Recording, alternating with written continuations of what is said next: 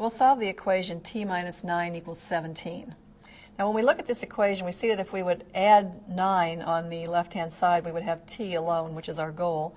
If we add 9 on the left, we need to add 9 on the right-hand side also. So let's go ahead and do that. T minus 9 plus 9 equals 17 plus 9. We're using the addition principle, adding the same number on both sides of the equation.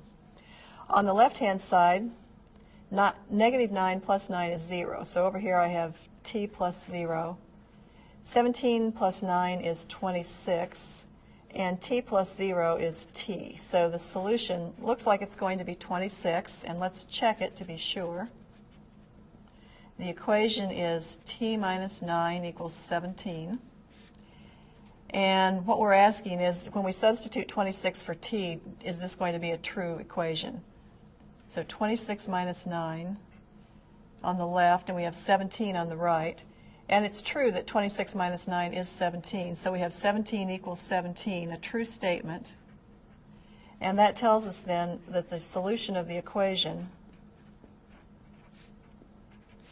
is 26.